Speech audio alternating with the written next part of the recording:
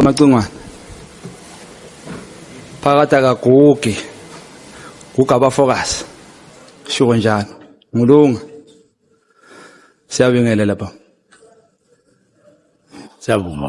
siyabonga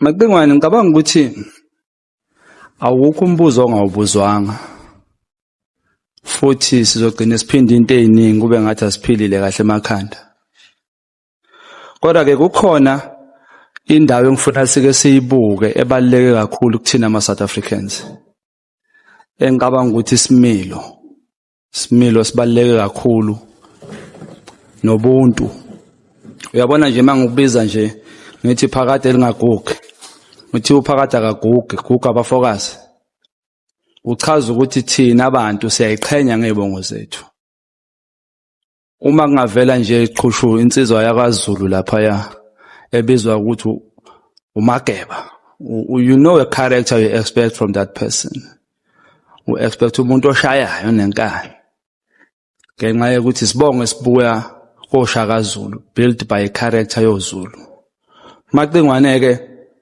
waziwa ngeNgwasman thiwa iNgwasman bayayithanda abantu bamaCingwane bayayithanda impela futhi baqonda ngqo ngakwenzela example ngomunye wakini ungizwe emkhulu vela ibeke nje injalo akathukani ngicangizama ukuchaza ukuthi kubaluleke kakhulu isibongo uSC okwakubuza ukuthi wenzani mhla ungena ehlalweni sobuminister into oqala wayenza ekubuza ngendlela ukuthi did you even go celebrate or what was the feeling you had Angikukhumbuza ukuthi wahamba wayobona amakhosi asemachunwini if uyakhumbula washo wena ukuthi ayakweseka kulolu hambo ozolithatha now I want to know ukuthi kuwena mhlonishwa kule mibuzo sobuziwe ngifuna sibheke nje lento ebalekile engicabanga ukuthi ngathi iyona ilahlekile la eSouth Africa kakhulukazi apha esiphoyiseni isimilo nonembeza uma ubuka isibongo sakuMacingwane singena iqhashaza elokuthi babukeke njengabantu abanganalo iqiniso ngenxa yakho ngishiso lokho ukuthi eSouth Africa yonke wena no General Sibiya enazi ukuthi immediate hlusha ukuthi slow or later nina nobabili futhi nihamba nobabili kuleyo nto leyo akuphathi kabini ukuthi isibongo soMacingwane mhlambe kusukela namhlanje njengomuntu omkhulu kangaka uyosifaka ohlazweni mhlambe sigcine sisinalo lochashaza ukuthi hey labantu laba banamampunga baphika into ebhaliwe ibhasi elibhaliwe aliphike nje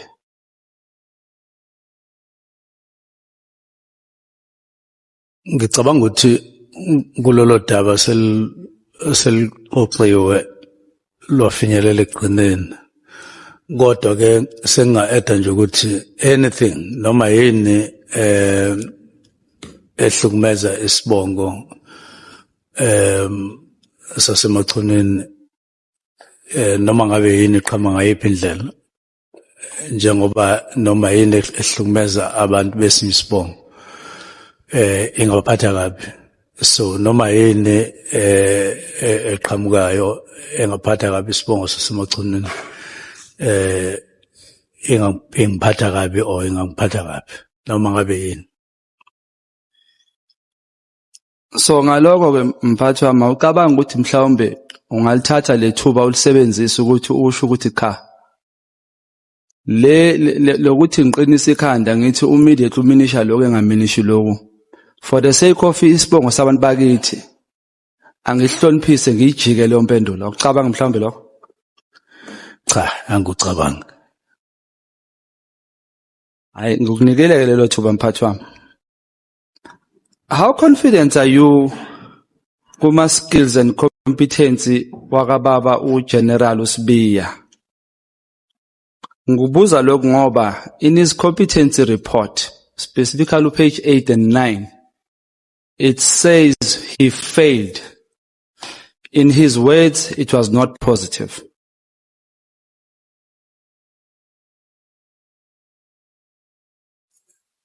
ikhona ichashaza okulibekayo uze kube sengathi ungathi he passed. And any other person at that level, you would want to say, pass. That's what you would want to hear whenever such things are spoken about. Kodwa mawusuza ukuthi kwaba khona into enjalo, iba khona into ethi then what happened. Kodwa ke kuya ngokuthi yayinamandla angakanani leyo nto ukumnika noma ungamnika umsebenzi. Nokuthi kuya ngokuthi izinto ezazikhona lapho zazi namandla kangakanani phezu kwalokho, ngoba mhlambe kwakuyi out of 10. I-confidence yakho kuyena ubaba uGeneral Sibiya ime kanjani since usuzwile ukuthi hayi azange be positive? Umuntu ongaphendula ngo kanjalo supervisor wakhe uGeneral Masimula. Mina ngakhuluma ngeka General Masimula, umuntu engisebenza naye eduze, kodwa hayi ko Deputy General, so go Deputy Commissioner. Abangeni kulolu hlalo ukuthi whether or not nginayo confidence, ngoba abasupervisor yimina, abasupervisor National Commission. Mhlawumbe nalombuzo engizokubuza wona ngangiphendula kodwa ngangiphendula, but ngiyacela uzame. 2016 iDA no Mr Herman Mashaba they claim ukuthi ba appoint Mr Sibiya.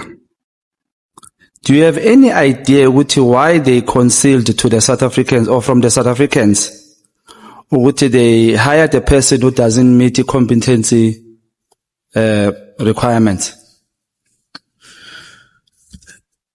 Inkinga nje ukuthi esengeke ngikuzwa ngabanye abantu nanjengoba kuna le commission, kodwa abantu abazi kahle, abantu ababekhona ngesikhathi eqashwa, ukuthi bazi kwakukhonani, babhekane bathini ngalokho. Uma kwakukhona ibona abangakhuluma, babe inkulumo yabo ibe nesiqi. Mina ngifika nje usengaphakathi uSibiya. Mhlawumbe wena if bekuwena ubuhleli lapha kulesahlalo ubungamthatha engaphasanga icompetence? Umbuzo wakho uyawubuza kuya ngokuthi vele yini ezokwenza ukuthi umuntu aqasheke noma angaqasheki. Uma kuwukuthi lokho kumele njengomgomo ukuthi kuyamphasisa noma kumphasisi, ngeke ukuthi engayiphasanga ubusuyamthatha, kodwa kuyiyo futhi into emile ekutheni uyadlula noma kadlula. So ngeke ngazi ukuthi le competency test okukhulunywa ngayo iyayimi kuphi ezintweni zonke ezazikhona. Mhlawumbe njengomphathi phela ngenzela ukufunda nami ngizoba uminister ngelinye ilanga. Ucabanga ukuthi kulesi sihlalo singaka noma kulezi ayitholile sidinga ukuthi umuntu icompetence yakhe ibe nayo mhlambe ngabe 100%, or ngamthatha ngo98 ngamthatha ngo20 or ngamthatha generally ngokwe procedure noma ngokwenqubo. Umuntu mayese interviewile kusho ukuthi wayiface panel yamnikeza amamaki na yonke into nokuthi angaconsider ukuthi athathwe ilabo fanele bamthatha, baye bamuse competency test. Kuse sekuyobhekwa ama skills athize. Uma ke ibuya ibisihlanganiswa nokuthi kuthathwe ke isinqumo esiphelele ukuthi kwenzekani ngaye. Manje yikho nje ngithi angazi kahle ngoba ngangingekho ngesikhathi kwenziwa konke lokho, ukuthi yathi uma ibuye i-competency test inalokho bakufaka kusiphi isikali, babona ukuthi kuyamvimba noma kuyamdlulisa, base bethatha leso sinqumo. Kodwa ngokwenqubo nje kuqhutshwa kanjalo ukuthi after interview then competency test, and then emva kwalokho ke bese yabuya ke ezoconsider ke lo qondene ukuthi uyamthatha noma kamthatha nokuthi unamba bani kulaba abanye kade be-interviewer kuyakusetshenziswa kanjalo. Mhlawumbe ukuze ngiyithole impendulo Mhlonishwa angiyilungise la. Owakho umbuzo kuwe lo owuphendulayo uthi kwenziwa kanjani ukuze umuntu adlule emva kwe-interviews angene ku-competency bese kwenziwani. Owakho ke lo mbuzo oyibuze wena. Nawo kowami ngicela ukuyilungisa and gcina wesikhathi ungilungisela ungadli isikhathi sami ngombuzo ka minister. Owami uthi if wena bokulesi simo salabantu abahleli ngale ubuzomcasha yini i-competence ingaphelelanga yini? Uma ngabe i-competence inogcopho nani kuukuthi futhi lokho ikhona okumesangweni ukuthi uyadlula noma adlula. Uma kuthi akadluli ngenxa lokho so bengeke. Kodwa uma kuukuthi uhlelo lwabo ukuthi cha lo muntu engaphasanga kodwa ke uyathathwa kuukuthi indlela abahlele ngayo ukuthi kuqashwana kanjani lapho kusho ukuthi ungamthatha ke uma ngabe kuukuthi akubalekile ukuthi uyayiphasa noma akayiphasi i-competency test. Nanokuthi uma usukuhlanganisa nama konke oku-interviewer ubhekisisa futhi nabanye uzokwazi nokumthatha noma uzomthatha kodwa kuye kube kuhle ukuthi nje kuphaseke konke. Akuyona into straightforward ukuthi you fail i-competence then ngoba angazi noma i-competence noma i-aspect yayo or sangikhuluma nje ngikuzohlwini kancane oswini kancane. Mhlawumbe angazi noma ngichaze kanjani minister. Ubuye wena uyibuze yakhe imibuzo bese uyayiphendula ungayi kulobo uzweyimeni. Ngake ngaba u-exam ama learners license. I-learners uyayiphasa or uyayifail. Uyabona ukuthi uze umuntu athi ngifele nga1 ngifele kanti it's a pass or fail. So i-competence njalo i-pass ne-fail. In this regard, if you were sitting in that position ubuzomthatha ubengumthatha epass i-competence or efailile. Manje kulukhuni ukuthi ngiphendule ngendlela ofuna ngayo ngoba usubuzile wona oqeda manje mase ngiphendula mina ofuna ukungalusa. Cha angilungisa ngixolise mphathi wami bese ngakwazi ukuphendula. Yenzela ukuthi ngiyaphendula lo ubuzwe mina. Ngiyaphendula nje kahle ngithi i-competence test abanye abantu bayebethi nomuntu efailile kodwa athathwe kuye ngokuthi i-criteria yabo lo kwenza ukuthi umuntu athathwe ukufeyila nokuphasa kuyingxenye into lokho. Abanye bathi hayi uyifeyilile i-competence kodwa ile ngxenye ye-competence test so singamthatha or hayi ufeyile le ngxenye ye-competence strong kakhulu ngeke aze athatheke. Or abanye bethi bayabona ukuthi anga-improve something like that. So kuye kube khona izinto akubi straight ukuthi fail i-competence then or pass i-competence. Angayiphasa futhi i-competence uthola ukuthi ngapha ku-interview ayikhona khambanga kahle then awusamthathi ke njalo kodwa enze kahle ngale competence. So akuyona into straightforward as far as I know. Asidlule mphathi. As a minister lapha esiphoyiseni wena obhekelele umthetho from i-cabinet, are you allowed ukuphula imithetho noma kunezinto uma uphulile imithetho sithi hayi le ngoba iphula uminister singayibeka eceleni? Cha, awuvumelekile ukuphula umthetho. Singakwazi ukwenza lokho. Okay. Ngikubuza ngoba ngifuna sibheke impendulo zakhe endaweni eziningi. Did you give uNkabinde noma chief of staff uNkabinde an unlawful or illegal instruction to record Baba Mkhwanazi on the phone? No, I gave him no instruction. I only made a suggestion to him. Uyazikhumbula uthi kuyena ngimtshelile ukuthi abomrecorda? Ngikhumbula ngathi he must consider. Esha ngaqoleka ngamacengwana. Mhlambe singayibuyele emuva siyoyihlola mhlambe ngelinye ilanga. Kodwa ke wena in your words uthe umtshelile ukuthi aka record umkhwanazi asibambeke ngale yakho ke indlela. Okay. Do you think umnikezi umbono oqondile yini ngaleyo ndlela umnikeze ngawo? Mhlawumbe wacabanga ukuthi ngabe ukuthi umnikeze into illegal? Cha akukho illegal ukuthi uma ngikhuluma nawe ngifisa ukuthi ngikurecord kazathu simbe ongavumelekile ukudlulela kumuntu wesithathu ukuthi alalele nina nobabili bese ya recorda. Njengoba sibaningi la mphathi wami njengoba uyidlulisile ke le voice note ubumtshelile ukuthi ngiyakurecorda noma uzokurecorda unkabinde ngizoyidlulisa. Hayi mina ngimrecordanga. Usho ukuthi unkabinde uyena ophulele umthetho? Wala ngazi noma uphulile. Asibuyele emuva mphathi wami ungangishiyi. Ngiyakuthembela kakhulu kuwe ukuthi wena uphethe umthetho. Kodwa muzothi awazi noma i-act ithini ngokurekhodana? Lo mbono unikeze unkabinde ukuthi ubomrecord uma ekhuluma nawe. Is that a lawful instruction? Not uthe akusona instruction. Umbono omuhle yini lo? Ukurecorda umuntu okhuluma naye wena akuyona into unlawful. Oku-unlawful ukuthi nithi nikhuluma nebabili bese bakhona umuntu on record. Njengoba unkabinde enzile. Enze kuba kuwena. Recorda mina sikhuluma naye. Wena esikhuluma nawe la eParliament wena oze nayo. Uyithathephi? Angisezwa ke noma sikhuluma ngento eyodwa. Sikhuluma nge-recording mphathi VN voice note. It's you who brought that VN to Parliament.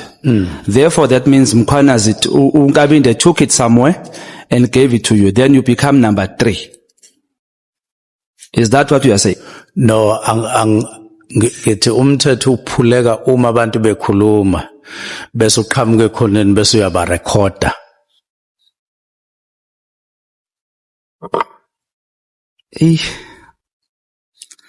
Mhlambe yima ungakuzwa.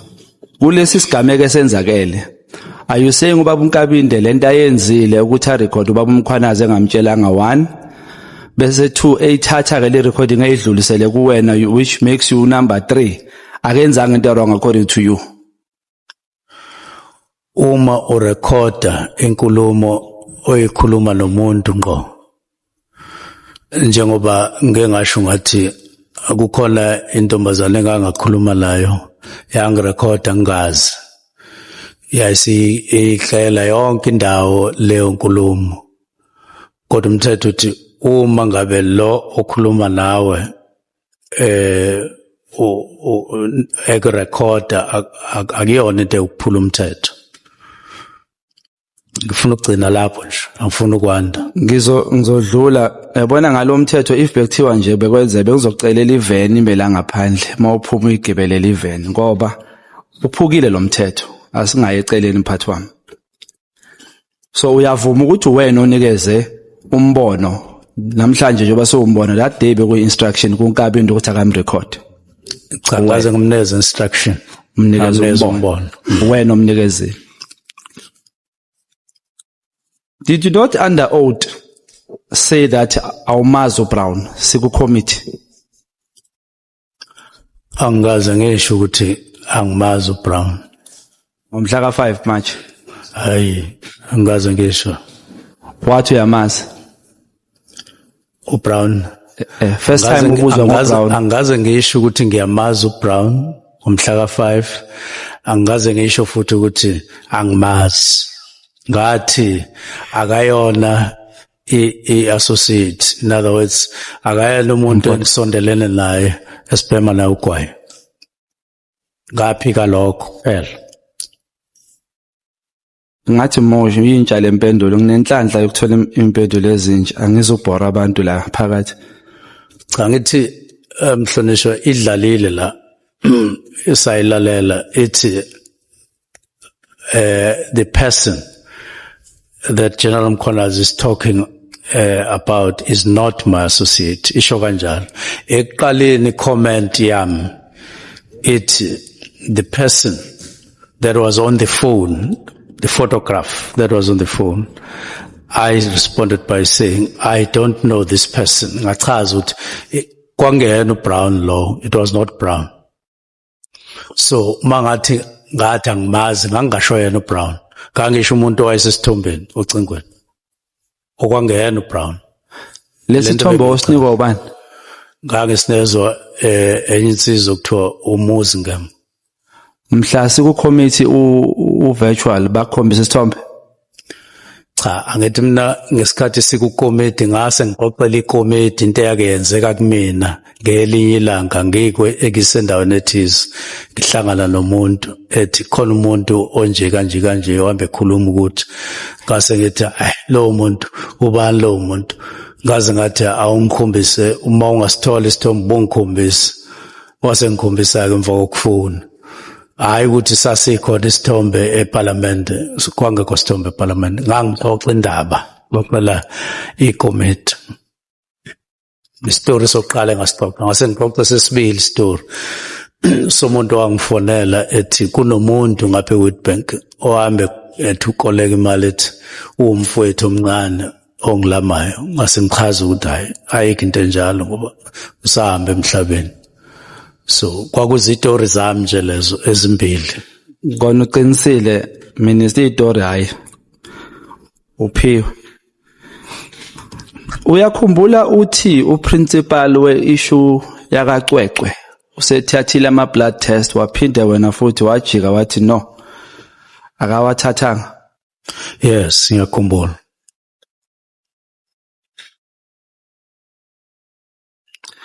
Uyakhumbula iviki elidlule usibizile wasibeka la phansi wathi wena une recording eveza ubufakazi bokuthi ubaba uMkhwanazi ukuthreatenishile?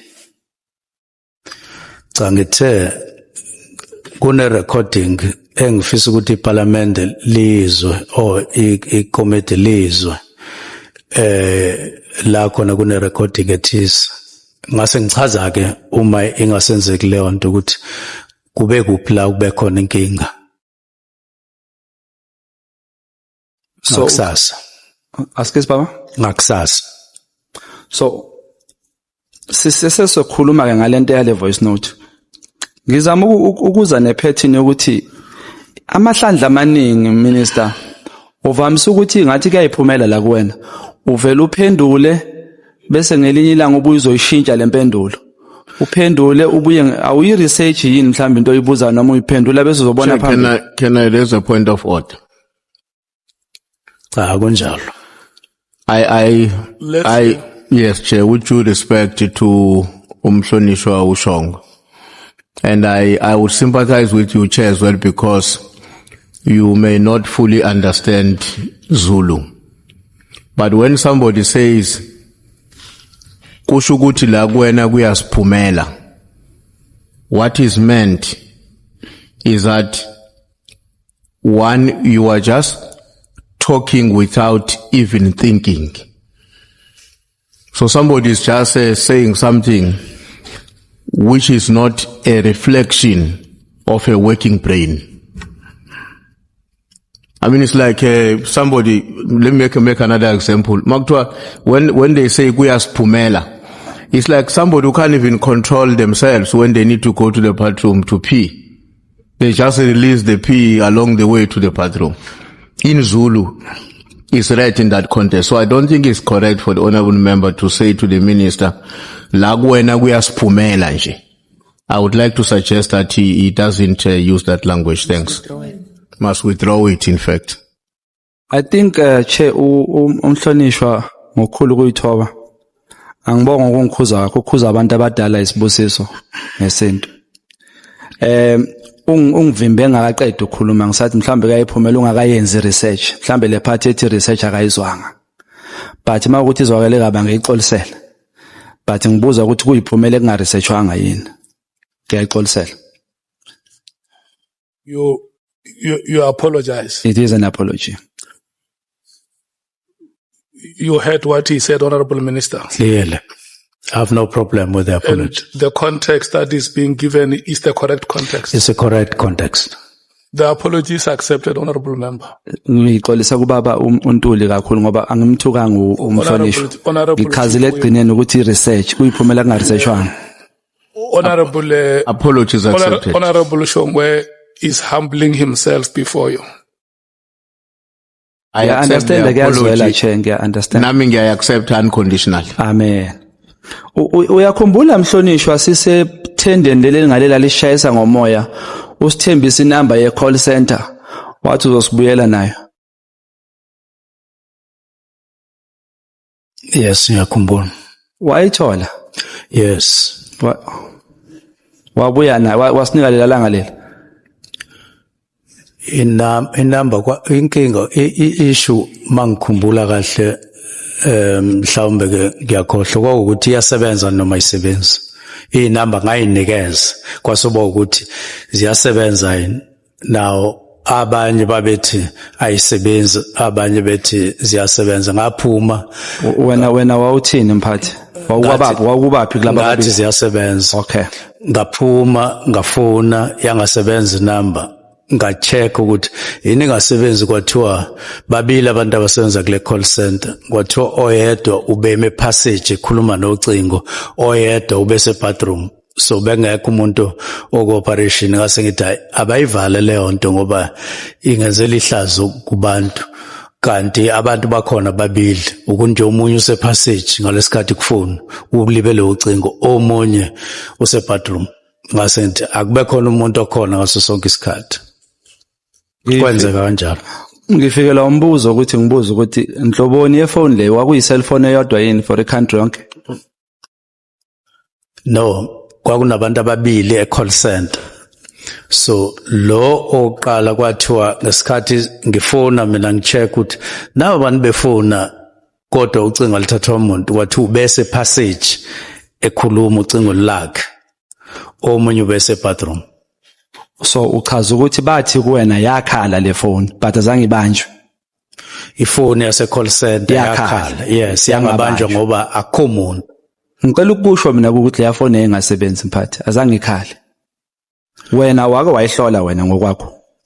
Angithi ngiqale lapho ngayihlola yakhala yangabanjwa ngase ngifonela ke izikhulu zabo ukuthi nakhu ngifona la umuntu engalibamba ucingo kanti ama members eParliament athi kukhona inkinga la sengiyaphuma ke ngiya ngemuva kwetende ngiyafona ucingo alithathwa umuntu sengifonela ke isikhulu kwenziwa yini ucingo lungasebenzi bathi hey bazocheck isikhashana basebethi hayi omunye ubese passage omunye ese bathroom that's why belungathathwa umuntu kodwa belikhala.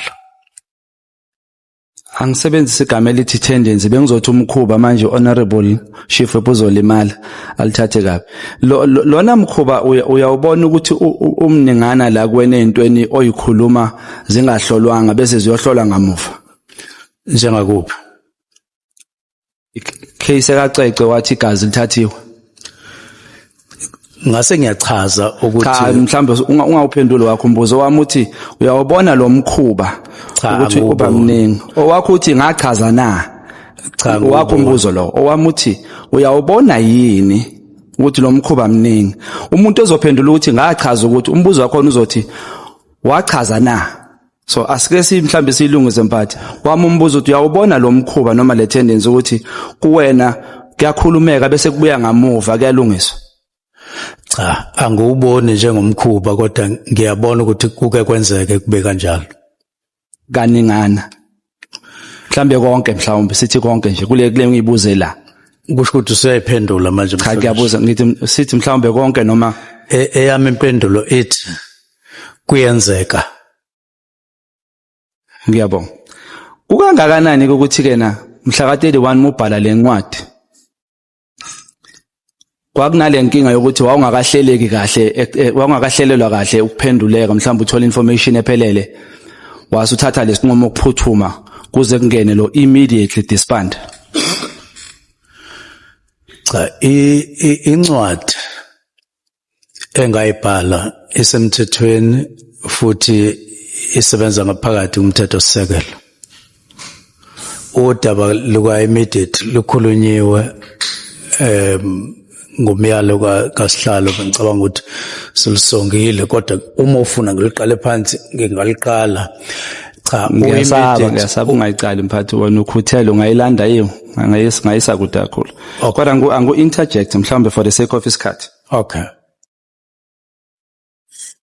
Uma ngicela ungisiza la ngescenario.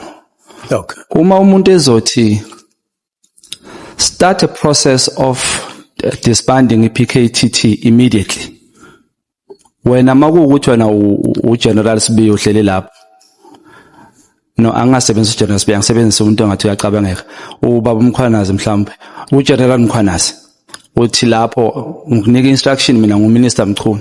Start a process of disbanding this PKTT team. What would you do? What does it mean to you? It means you have received. Ufakile immediately. Ngixolisa ungafaka immediate. Start a process of disbanding PKTT immediately. What would you do? Angithi 5:20 ebusuku. Uzofunda incwadi understand ukuthi nayi incwadi isho njalo kodwa ke isikhathi 5:20 awuke office. Okusho ukuthi usuyifundile uyayizwa kodwa ayikho into ongayenza njengamanje. Uyenza until kube khona isikhathi ukwazi ukuyenza leyo nto. Manga kusasa kumhla ka1 ama office evaliwe kusho ukuthi awukakwazi ngoba kuvaliwe ukuyenza koze kube la khona kuba khona into ethi ingenzeka.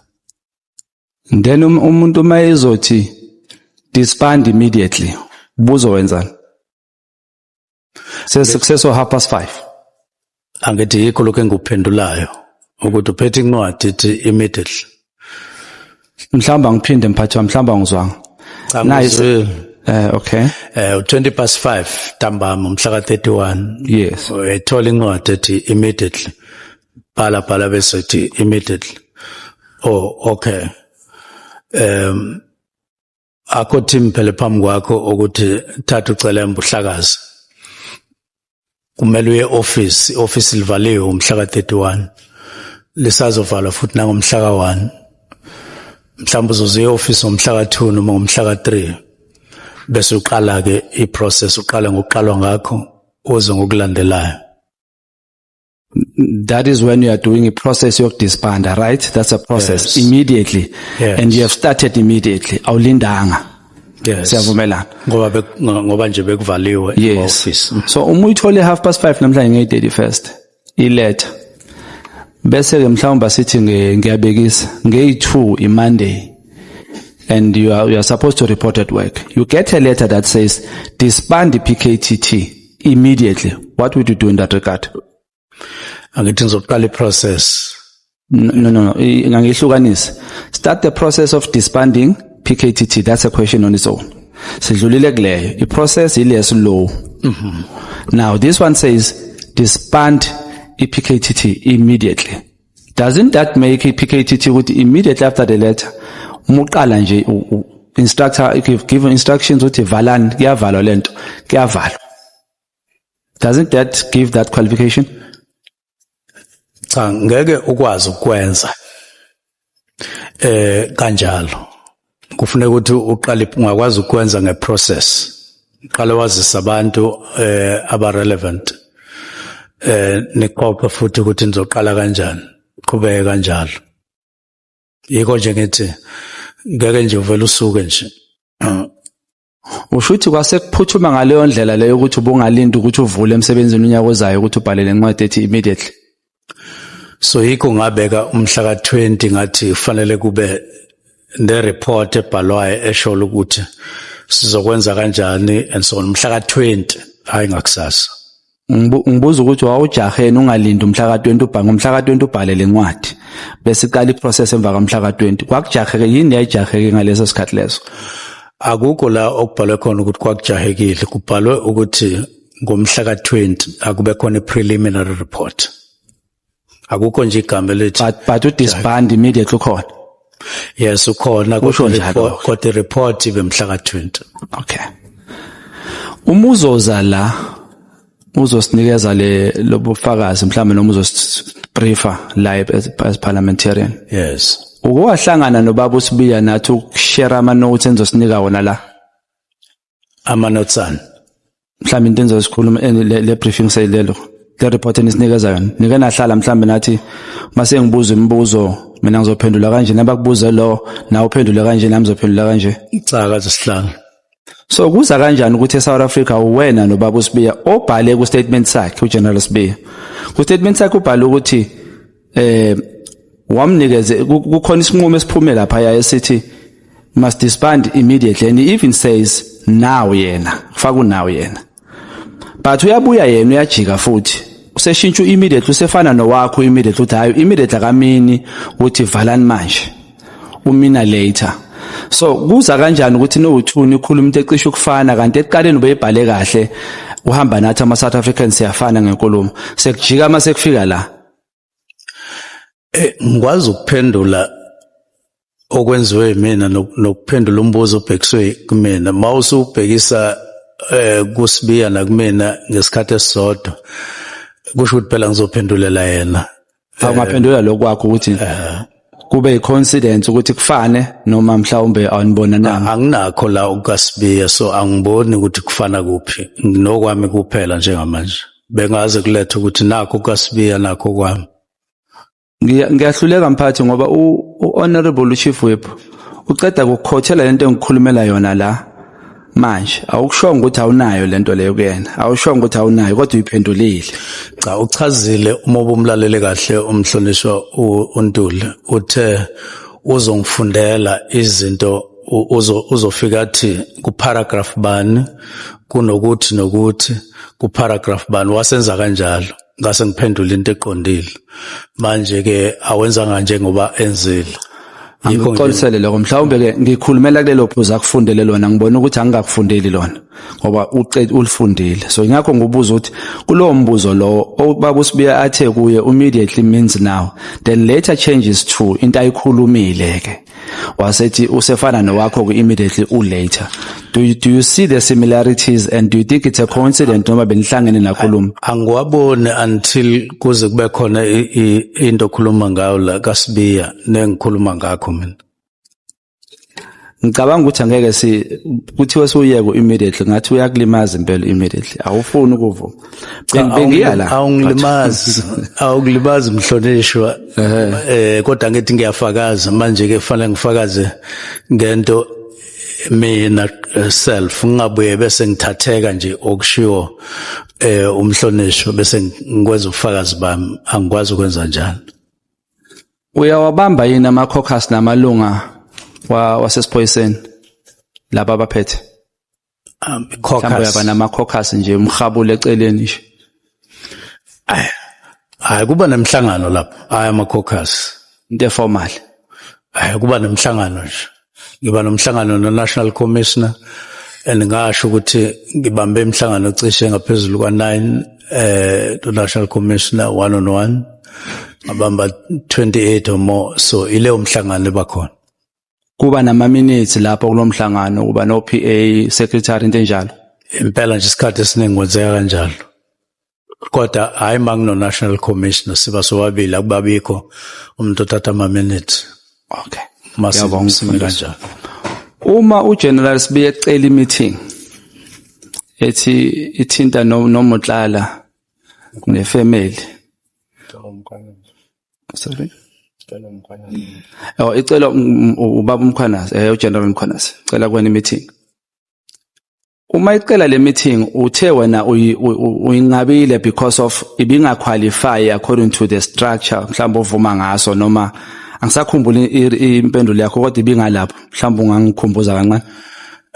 Angishongo ukuthi nganqaba ngithe ngawuthola umyalezo ngaphendula ngase ngiyacabangisisa ukuthi sizoyimisa kanjani le ndaba ngase ngiyimisa ngendlela engangibona ukuthi ngokwelami uhlangothi kuzofanele ukuthi ngiyimise ngayo ngiqale ngayo ngiqale ngo National Commissioner kanye no deputy wakhe ngize ku deputy wakhe ngize ku Provincial Commissioner bobabili ngoba ngabona ukuthi kungeke kwaba into ubulungiso noma ekahle ukuthi ngilande umuntu ongaphandle ngobantu abala ngizomfaka emhlanganweni ngoba hayi ubani lo muntu ongaphandle? umkhotsi. Okay. So uma sowuthatha i-meeting masengithi ke ngobuye ngixoxe ke naye uGeneral Mkhwanazi masihlangana naye noSibiye ngathi hayi sobuye sithola isikhathi sixoxe ngangiqonde ukuthi ngomcela nje ukuthi wandonga lo mhlangano okhuluma ngawo sesingawubamba manje kodwa ngisafuna ukuthi ke ngiwubambe nawe ke ngizwe ukuthi yini le efaka ifamily wena nefamily le efaka internal kodwa ubona ukuthi singamisa kanjani ngoba lena ayizolunga ukuthi silande uBrown Mkhotsi ngaphandle mhlambe nano chief of staff kwenza kanjani? Honorable Nomvalo. Yeah, no, follow-up question, Chair. The Minister is saying he decided not to convene a meeting as suggested by or as requested by General Nhlanhla Mkhwanazi. So he decided to have a meeting with the National Commissioner, subsequently with the Deputy National Commissioner. Now, the question is, what were you discussing with the National Commissioner in relation to a request of General Nhlanhla Mkhwanazi? Because a reason for a meeting requested by General Nhlanhla Mkhwanazi was known by General Nhlanhla Mkhwanazi, not by the National Commissioner, not by the Deputy National Commissioner. So if I call a meeting, if I request a meeting from you, I don't even tell you an agenda of that meeting. And then you decide to convene a meeting with somebody else. What is it that exactly that you want to discuss with that person? Having not solicited a reason for my request from me as a person who requested for a meeting. I'm trying to get a logic of the approach that you decided to espouse. The meeting, I didn't say that I decided to have a meeting with General Masimula and then subsequent, as you say, with Spear. I decided that the approach would be I would meet General Masimula and General Spear together because I was aware of the challenges and so on between them. That is my decision, that one. And then I would have a meeting with General Spear and General Mkhwanazi, which I did. Manjike, General Mkhwanazi didn't say instruction that I must carry. It was a proposal that there are certain issues, let's have a meeting. Ngase ngidecide ukuyi-reconfigure ngalendlela engayibeka ngayo. Ngase ngithi ke so besihlanganeke mina naye bese sixoxa ukuthi what are these other aspects. That was the logic that I came to. Can I? No, Minister. So did General Mkhwanazi make an indication of the agenda that he intended to have in that meeting, a meeting that he wanted you guys to have? Did he share an agenda with you to say, Minister, let's meet and discuss about A, B, C, and D?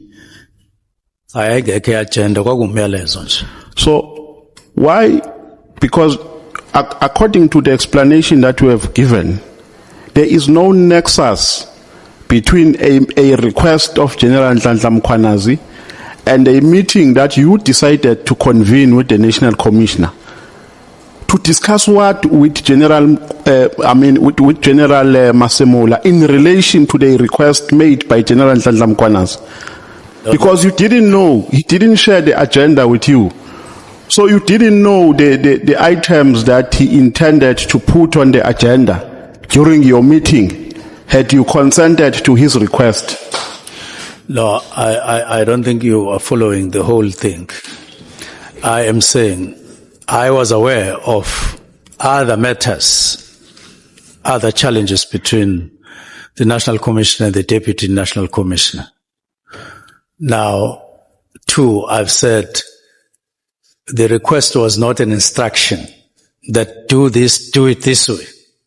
So, ngibona ngathi umhlonishwa is asking me as if you are about to say I broke the law for not carrying out what General Mkhwanazi was saying. It was a request, it was a proposal. Then I said when I met him with on that day, Ndonga, lo mhlangano loya owukhulume ngayo sizobamba namhlanje sizobamba lo. So, and there was nothing wrong with that. Nothing. No, Minister, I think you are not reading my mind correctly. I'm not about to accuse you of refusing to convene a meeting requested by General Nhlanhla Mkhwanazi. That's not even where I'm going.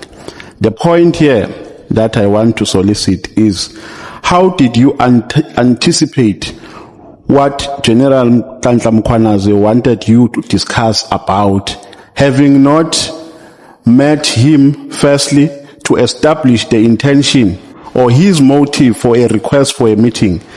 You decide without even hearing what General Nhlanhla Mkhwanazi wanted you guys to meet for. You ignore him and then you go to the National Commissioner.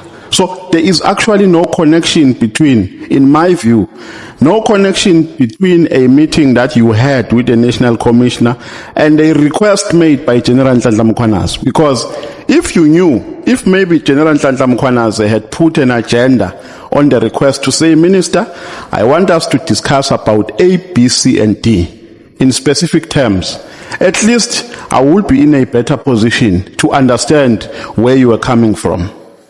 But you didn't know, you don't even ask him, Uguti General, ufuna sikhulume ngani, you just go straight to the National Commissioner.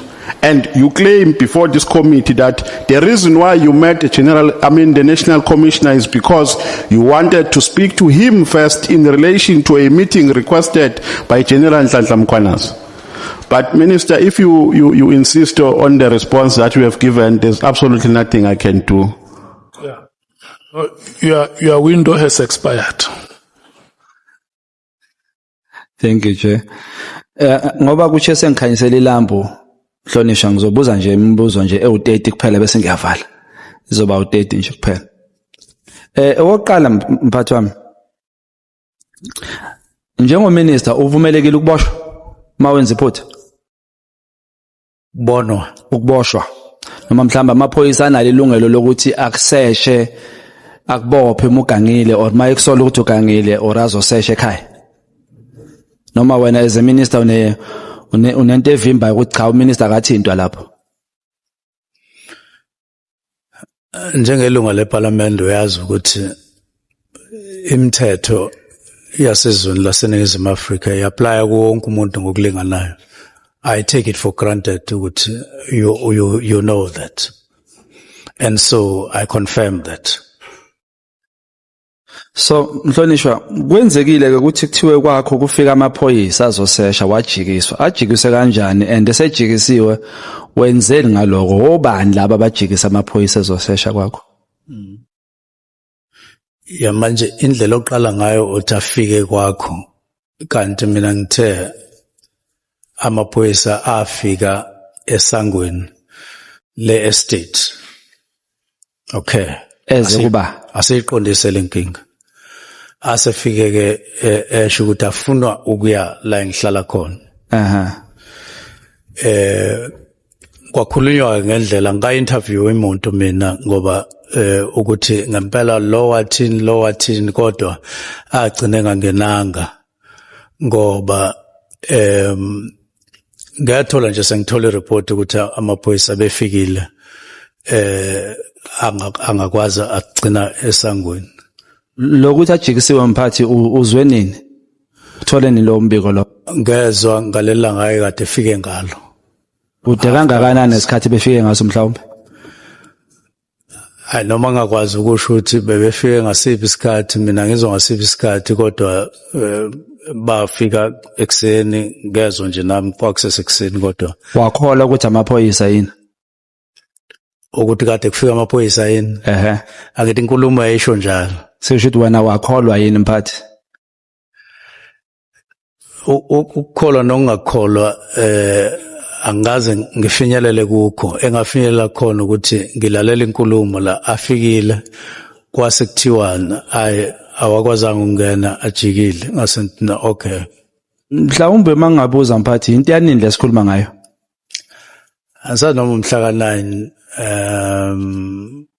October noma kodwa nje umuntu wase South Africa yini emele ayifunde kulesi sigameko kuwe makufika amaphoyisa noma egcekeni lakhe amfuna kumele enze njani makafundeni ukuthi angalinda uzawabona next month ngoba ubhizi kakhulu or uzophuthuma yekona yini emele ayifunde njengominister wamaphoyisa uma kufike nje umuntu unga-advise abantu ukuthi hey makufika amaphoyisa kwakho ekufuna unga-advise uthini lapho ake ngenze i-background kahle ukuze sikhulume into esikuyo ngendlela eyi-1 amaphoyisa aqale aya emzini othize ngenhloso yokuyobona uNkabinde athola ukuthi kuleyo ndawo aya kuyona akekho uNkabinde kukhona omunye umuntu amaphoyisa ke asiyamthatha ke lo muntu athi abamkhombise awabakhombise la uNkabinde ahlala khona aya afika ngakwazi ukungena lapha ehlala khona ngoba ngokulandisa kwento engayizwayo afika vinjwa kuleyo estate esangweni ngoba kukhona izinto ezazingekho ayengakaze ayikhombise kwazi ukufika lapho ukuqala kokuyi search warrant yayingekho okwesibili babengazi ukuthi baya kumuphi umuzi and akekho umuntu wayezobachazela base bethi laba basesangweni yabona mawungena la ungena ngoba wazi ukuthi uyakumuphi umuzi manje nekumuphi umuzi bathola ukuthi abazi ukuthi uNkabinde uhlalaphi base ke bephindele emuva manje ke ikhona ke sengizovala sorry ngiphazamisile uche angazi noma uyakudefenda or uyangiphazamisa ngathi kodwa manje ke ngakusasa asevukela kule ndawo engihlala kuyona angiyizwa indaba mangilalela kahle ukuthi afika akhipha i-search warrant asethi siyemzini othize angiyizwa leyo ndaba so kusho ukuthi ke isimo sodaba simi kanjalo mhlonishwa sisonke akumina onqabayo akumina onayiphi inkinga kodwa kusho ukuthi uma kuukuthi babefike lapha engihlala khona njengoba babefike kwaNkabinde kusho ukuthi babe ngayiphethe incwadi bavumelayo ukuthi kumele bangene so into efuna ifundwe abantu baseNingizimu Afrika ukuthi amaphoyisa awavunyelwe ukungena kwakhe yadini engayiphethe ethi azosesha engayiphethe i-search warrant uma ekuhloniphile wangangena awusayengani kuwona uyohlola uyobuza ukuthi ningifunelani madoda angifake mphathi wami umbuzo wamogcina kwathiwa ahambile excuse phathi kwathiwa sehambile wena wangaye police station kuyiphi police station akuyona police station abashongo lutho akuyona police station ezongifuna kwakwamaphoyisa kwathiwa ahambile awashongo ukuthi amaphoyisa akephi hayi cha bangitshela okay angibuze umbuzo wamogcina ushaya sengisuse ehlalweni lo nguthunywa abantu base South Africa bathe ngubuza ukuthi since waba uminister icondition yamaphoyisa injani since waba uminister wena and do you think there is political interference sengivala would you re-employ uGeneral Mkhwanazi njengoba icontract yakhe izophela ngiyabonga okay angiqale ngalombuzo ogcina uminister aka-employ uprovincial commissioner would you recommend nje cha uminister kanalo iqhaza lokurecommenda okusemthethweni analo iqhaza libambayo uma ufuna ngichazela ukuthi ungena minister uminister uprovincial commissioner appointa unational commissioner aconsulte no premier uma bengavumelani la ungena khona uminister akafiki ke lelo thuba okwesibili injani icondition angazi ke kahle ukuthi usho ukuthini ngecondition kodwa ukusebenza nje kukonke akuyona into engiyithatha ngokuthi isezingeni ongathola ukuthi lingaba kuyona kuningi okusafanele ukuthi kwenziwe ukuzama ukubhekana nenselelo zomphakathi mayelana nezokuphepha. Kuseneyikhala eningi lapho njengoba nje abantu bekhala ukuthi abaphephile indawo ngeendawo la eSouth Africa. Kwezindawo kufiwa nje kakhulu, ikakhulukazi lama province amane, iWestern Cape neEastern Cape bese kuba iKwaZulu Natal neGauteng. Ilawo ma province okufikwa kona. Kusho ukuthi isimo ke sethu sokubhekana nalengwadla asikho ezingeni elifanele okwamanje, kusafanele sisebenze kanzima. Angisazi umunye umbuzo wesithathu cha usukwathatha wakho umbuzo umphathi ofaka kuwena manje wangaphenduleka lo wami. Angibuza mhlawumbe njengoba umchunu, would you nje personally, would you recommend, or without ubu minister, would you recommend wena personally ukuthi angacashwa yini ubaba uMkhwanazi as a citizen nje? Do you think uyiphoyise lathi singachubeka simcashe noma as a citizen? Wena uphendulele uminister. Ngiphendule ngoba angikwazi ukuthi angikuyena manje. Ufuna ungifake entweni wena engenalo iqhaza kuloko, kodwa ufuna ungifake ngewindi. Manje angikwazi ukungena kuleli windi, lincane kakhulu lelo ngifaka kulo. Okay, no, thank you so much. Thank you, Honorable Shongwe. Honorable